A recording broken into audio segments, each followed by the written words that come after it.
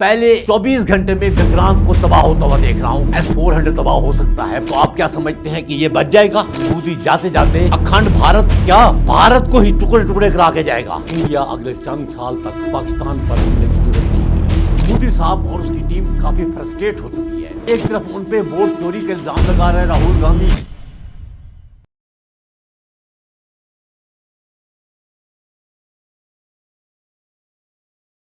Operation बुनियादुल मरसूस के बाद की फतह के बाद मैं ये समझता था कि अब इंडिया अगले चंद साल तक पाकिस्तान पर हमले की जरूरत नहीं करेगा।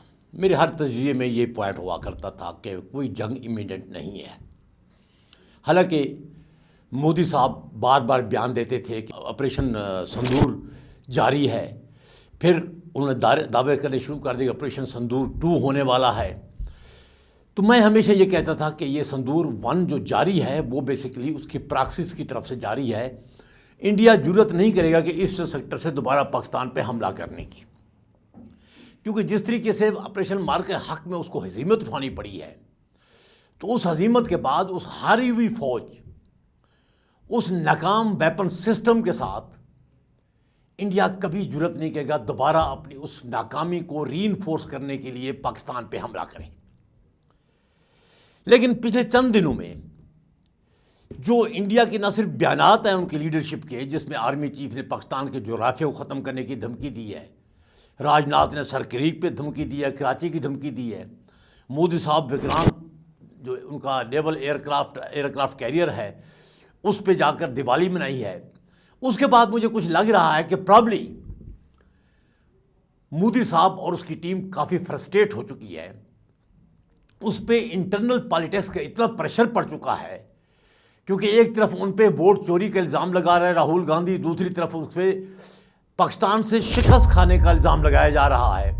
और पब्लिक पाकिस्तान की हो या हिंदुस्तान की, ये एक दूसरे के खिलाफ शिकस्त बर्दाश्त नहीं कर सकती, और स्पेशली इंडियन पब्लिक, क्योंकि इंडियन पब्लिक को पिछले 10-12 साल में इन्होंने पाकिस्तान हेट्रेड पे उनकी साइकी डेवलप की है।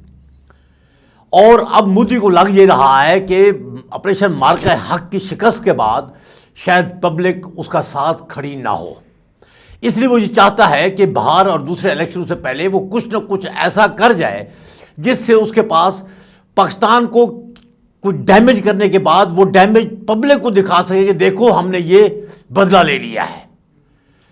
और इस चक्कर में मैं समझता हूँ वो कुछ करने जा रहे हैं, और वो कहाँ करने जा रहे हैं। जब वो तजिया करता हूँ तो मुझे जो पिछले 15-20 दिन महीने से जो इनके सीनियर मिलिट्री और सिविल लीडरशिप के बयानात और उनकी विजिट्स हैं, वो सारी सदर्न इंडिया के हवाले से हैं, सी के हवाले से हैं, कराची सरक्रीक के हवाले से हैं। तो ऑपरेशन मोस्ट लाइकली जो पॉइंट हो रहा है वो पॉइंटर उस तरफ इंडिकेट कर रहे हैं। उसके अलावा दूसरा कश्मीर है। कश्मीर पे तो ग्राउंड फोर्सेस पिछले 78 साल में अपनी लाइन ऑफ कंट्रोल या सीज फायर जो 1948-49 में उन्होंने कैम की थी उसको कुछ सब्सटेंशियली आल्टर नहीं कर सके। तो अगर दोबारा वो हमला करेंगे तो 2025 मई में तो उनको बहुत सी पोस्टें जली थी, लेकिन अब भी उनको नहीं लगता कि वो कुछ हासिल कर पाएंगे पब्लिक को दिखाने के लिए। तो पब्लिक को दिखाने के लिए वो या सरकरी को दिखाना चाहते हैं या कराची को डिस्ट्रॉय डैमेज करने के बाद कोई दिखाना चाहते हैं। तो ये एक टेंजिबल विक्ट्री होगी उनकी। और मैं ये समझता हूँ आने वाली बार जो है वो डेफिनेटली शार्ट होगी, क्रिस्प होगी, स्विफ्ट होगी, और टेक्नोलॉजिकल डोमिनेटेड होगी और डिस्ट्रक्टिव होगी। और उसमें 3 चीज़ों का जो है वो इस्तेमाल होना है, कोऑर्डिनेटेड वेल स्किलफुल यूज़ होना है। इंडियन नेवी जिसमें उसका विक्रांत है, उसके सबमरीन्स हैं, उसके दूसरे डिस्ट्रॉयर्स हैं, नेवल डिस्ट्रॉयर्स हैं, इंडियन एयरफोर्स और इंडियन मिसाइल सिस्टम। और ये जो अभी ट्रेन सर्विस एक्सरसाइज हो रही है साउथ में, वो भी यही इंडिकेट कर रही है कि प्रॉब्ली जो उन्होंने 3 सर्विसेज को अलायंस बना के जो उन्होंने ऑपरेशन करना है वो प्रॉब्ली उसी को ट्राई किया जा रहा है इस वक्त। लेकिन मैं समझता हूं कि ये उनका बहुत बड़ा जुआ होगा। क्यों?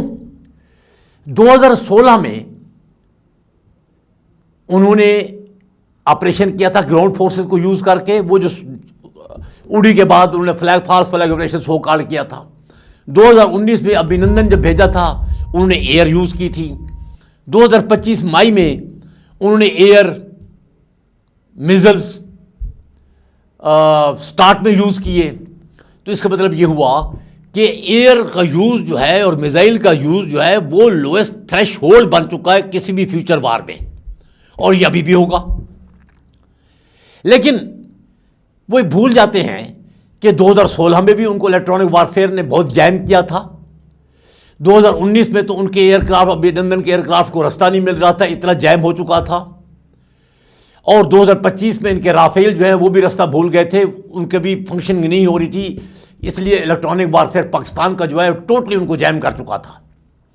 और रिसेंटली पिछले हफ्ते उनका एक स्पाई एयरक्राफ्ट आया था कराची के डाउन में समंदर की तरफ, वहां पर भी वो जो स्पाइंग कर रहा था, उसी दौरान जब हमने उस पर एक अपना इलेक्ट्रॉनिक वारफेयर का हमला किया, उसके बाद उसको रास्ते भूल गए और वो भाग खड़ा हुआ। So that indicates Pakistan electronic warfare में बहुत आगे जा चुका है।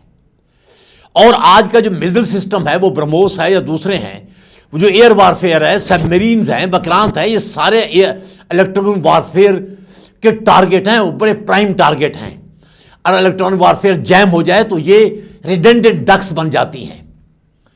दूसरा, साइबर वारफेयर में पाकिस्तान ने जो कुछ किया, उसकी सप्लाई लाइन में जितने इलेक्ट्रॉनिक सिस्टम था सारा जैम कर दिया, सारा डिस्ट्रॉय कर दिया पाकिस्तान ने। तो अब भी पाकिस्तान कर सकता है।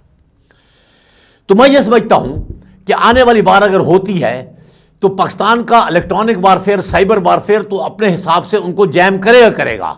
लेकिन जो हमारी जीती हुई जंग जीतने वाली जो हमारे पायलट्स हैं, जिन्होंने 7 जहाज गिरा दिए, जिन्होंने 4 राफेल गिरा दिए, जिन्होंने J-17 से S-400 तबाह कर दिया, आप उनसे बैद न समझें कि वो इनको इस दफ़ा 1-6 या 1-7 की बजाय 0-60 और 0-70 पे चले जाएंगे। इंशाल्लाह टारगेट रिजल्ट ये आएगा। और मैं जो देख रहा हूँ, पहले 24 घंटे में विक्रांत को तबाह होता हुआ देख रहा हूँ। बमाए उसके वो 12 MiG-29 जो उसके उस पर है, उस पर लोडेड हैं। क्यों? कि अगर S-400 तबाह हो सकता है पाकिस्तान के सुपरसोनिक मिसाइल और हाइपरसोनिक जो चाइना से मिले उनसे, तो आप क्या समझते हैं कि ये बच जाएगा? S-400 के मुकाबले में तो कुछ भी नहीं है। इसी तरीके से मैं ये समझता हूं कि पाकिस्तान इमीडिएटली साथ जो डिस्ट्रॉय करेगा वो इनका सॉदर्न इकोनॉमिक हब है, वो सूरतगढ़ है, वो गुजरात है, वो नीचे बम्बे है। क्योंकि हमारे जो एग्जिस्टिंग मिसाइल सिस्टम है, अब तो हमने एक रॉकेट डिवीजन बना दिया, अपना एक रॉकेट फोर्स कमांड बना दिया है, जिसमें शॉर्ट रेंज से एक्सट्रीमली लॉन्ग रेंज और इंटरकंटिनेंटल मिसाइल तक सारे मिसाइल उसके अंदर आते हैं। और उसी फोर्स कमांडर जानता है कि मैंने किस तरह से बिराज करना है। तो मैं मुकम्मल तबाही देख रहा हूँ। मैं ग्राउंड फोर्सेस को मोबिलाइज होते हुए नहीं देख रहा हूँ। हालांकि इस वक्त जो इंडिया है वो अफगानिस्तान के साथ, अफगानिस्तान गवर्नमेंट और तालिबान को अपनी पुरानी पैराक्सी जो TTP और BLA के साथ मिलाकर पाकिस्तान के वेस्टर्न फ्रंट पे एक हवा खड़ा करने की कोशिश कर रहा है। इसकी यूटिलिटी नहीं रहेगी, क्योंकि मई में भी हमारी ये 2 कोरें इधर डिप्लॉयड रहीं और आने वाली बार में भी यहीं रहेंगी, क्योंकि ग्राउंड फोर्सेस की हम मोबिलिटी देख नहीं पा रहे। यस, एक है वो ये है क्योंकि हमारे फील्ड मार्शल ने हमेशा वल्नरेबिलिटी एनिमी की जो है उसको हमेशा उसने आइडेंटिफाई भी किया है और उसको स्ट्राइक भी किया है। इधर जब वो तबाह हो रहे होंगे सदर्न साइड पे, उस वक्त हमारा जो हमारा ईस्टर्न फ्रंट है, नॉर्थ ईस्ट फ्रंट है, उसमें कश्मीर, उसमें 3 तरफ से मुझे हमला होता हुआ नजर आ रहा है। 2 तरफ से श्योर है। नॉर्थ में चाइना की तरफ से लद्दाख में घुसता हुआ चाइना नजर आ रहा है, और जो ईस्टर्न साइड है उससे पाकिस्तान कश्मीर की तरफ बढ़ता हुआ जा रहा है। और अगर उस वक्त तक हमारा और बांग्लादेश का एकॉर्ड हो जाता है तो मुझे वो जो चिकन नेक है 7 सिस्टर स्टेट की, उनको बांग्लादेश काटता हुआ नजर आ रहा है। और लाल मुनीर हट जो अभी पाकिस्तान और चाइना रिहेबिलिटेट कर रहे हैं, वहाँ से हमारे चाइना के और बांग्लादेश के J-17 और J-10 जो हैं वो मारधाड़ करते हुए नज़र आ रहे हैं। मैं ये समझता हूँ कि मोदी साहब की ये गवर्नमेंट जो आई थी वो अखंड भारत का नारा लगा कर आई थी। वो जो है अखंड भारत के चक्कर में वो अपने बाउंड्री बढ़ाना चाहती थी। और रिसेंटली जो उनका आरएसएस का हेड है डॉक्टर मनमोहन, उसने भी कहा था कि आप हमारा खोया हुआ इलाका वापस कैप्चर करो। इंडिया उसके लिए कुछ करना चाहता है, क्योंकि पिछले 10 साल में इन्होंने अखंड भारत का बड़ा नारा लगाया हिंदवाता के ज़रिए से। लेकिन मुझे लगता यह है कि शायद मोदी जाते जाते अखंड भारत क्या, भारत को ही टुकड़े टुकड़े करा के जाएगा। अगर वो 7 सेवन सिस्टर नीचे से इससे हट जाती हैं, ऊपर से लद्दाख इसके हाथ से निकल जाता है, कश्मीर हाथ से निकल जाता है, तो फिर आप क्या समझते हैं आसाम और खालिस्तान वो बच पाएंगे? इसलिए मैं तो इसको यकीन करो ये एक चैलेंज नहीं देख रहा हूँ, पाकिस्तान को एक अपॉर्चुनिटी मिलती हुई देख रहा हूँ। ऐसी अपॉर्चुनिटी जिस पे लगता है हमारे फील्ड मार्शल की नज़र बड़े अरसे से है, उसने एक सिचुएशन क्रिएट किया है, इनको ल्योर इन किया है कि वो ये गलती करें एक दफ़ा, ताकि उनको जवाब ऐसा मिले ताकि नस्लें याद रखें। Thank you.